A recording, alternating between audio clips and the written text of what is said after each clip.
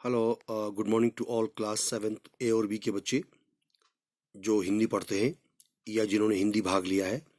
हम आपको भाग 2 पढ़ा रहे थे, टिकट या एल्बम। ठीक है। अब भाग 3 की बारी आती है। पेज नंबर है 43 पर, पार्ट 6।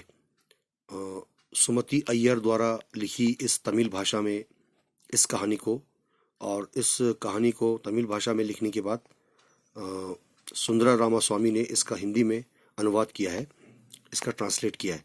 ठीक है। तो हम लोग एल्बम के बारे में पढ़ रहे थे, यहाँ तक हमने आपको पढ़ाया था। राजप्पा नागराजन के घर पहुंचा। वो नागराजन की मेज के पास पड़ी कुर्सी पर बैठ गया। कुछ देर बाद नागराजन की बहन कामाक्षी ऊपर आ गई। कामाक्षी ने राजप्पा से पूछा कि आखिर यहाँ तुम किस लिए आए हो।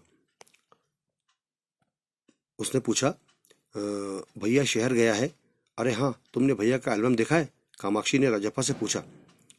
राजप्पा ने कहा, हूँ। राजप्पा को हाँ कहने में हेकड़ी थोड़ी सी झंझनाहट हिचकिचाहट सी हो रही थी। बहुत सुंदर एल्बम है ना? सुना है स्कूल भर में किसी के पास इतना बड़ा एल्बम नहीं है। तुमसे किसने कहा? कामाक्षी ने कहा। कामाक्षी बोलती है, मुझे मेरे से भैया ने कहा है। और ये सुनने के बाद राजप्पा थोड़ा सा कुड़ गया, उसे थोड़ी सी चिढ़ होने लगी। बड़े से क्या मतलब हुआ? आकार में बड़ा हुआ तो एल्बम बड़ा हो गया। उसकी चिड़चिड़ाहट साफ नजर आ रही थी। कामाक्षी कुछ देर तक वहीं रही, फिर नीचे चली गई। राजप्पा मेज पर बिखरी किताबों को इधर उधर टटोलने चेक करने लग गया। अचानक उसका हाथ दराज के ताले से टकरा गया। उसने ताले को खींच कर देखा। ड्रॉर को खींचा, वो बंद था। क्यों न उसे खोल कर देख लिया जाए, उसके मन में हलचल होने लगी। मेज पर उसने चाबी ढूंढ निकाली। सीढ़ियों के पास जाकर उसने एक बार फिर झांक कर देखा। फिर जल्दी से वो ड्रॉर खोला। एल्बम ऊपर ही रखा हुआ था। पहला पृष्ठ खोला। उन वाक्यों को उसने दोबारा पढ़ा। उसका दिल तेजी से धड़कने लगा। राजप्पा। एल्बम को झट से कमीज के नीचे खोस दिया। अपने शर्ट कमीज के अंदर उसने छुपा लिया और दराज बंद करके जल्दी से वो सीढ़ियां उतरकर घर की ओर भागा। पर घर जाकर सीधा पुस्तक की अलमारी के पास गया और पीछे की ओर उसने नागराजन का जो एल्बम चुरा कर लाया था उसको छिपा दिया। उसने बाहर आकर झांका, इधर उधर देखा। पूरा शरीर जैसे उसका जलने लगा। उसे बहुत परेशानी होने लगी। गला भी सूख रहा था, चेहरा तमतमाने लगा, उसका चेहरा भी लाल होने लगा। रात 8 बजे अप्पू, राजप्पन का एक दोस्त है, अप्पू उसके घर आया। हाथ पांव हिलाकर उसने पूरी बात कह सुनाई। अब आ जाओ पेज नंबर 45 पर। यहाँ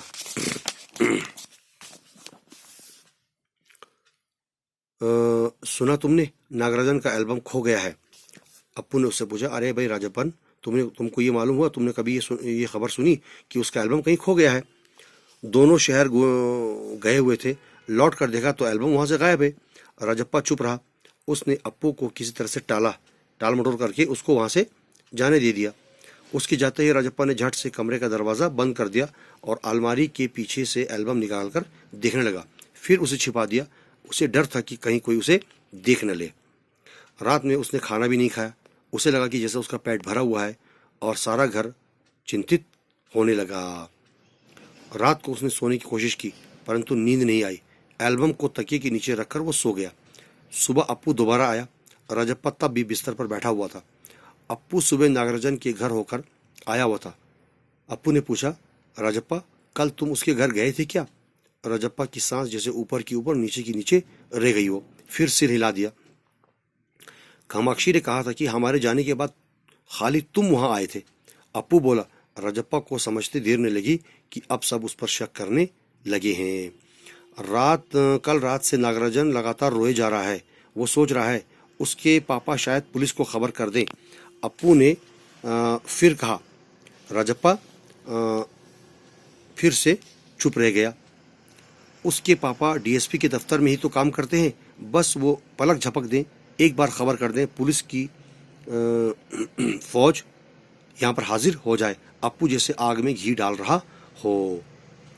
ये तो भला हुआ कि अप्पू का भाई उसे ढूंढता हुआ यहाँ आ गया और अप्पू यहाँ से चलता बना।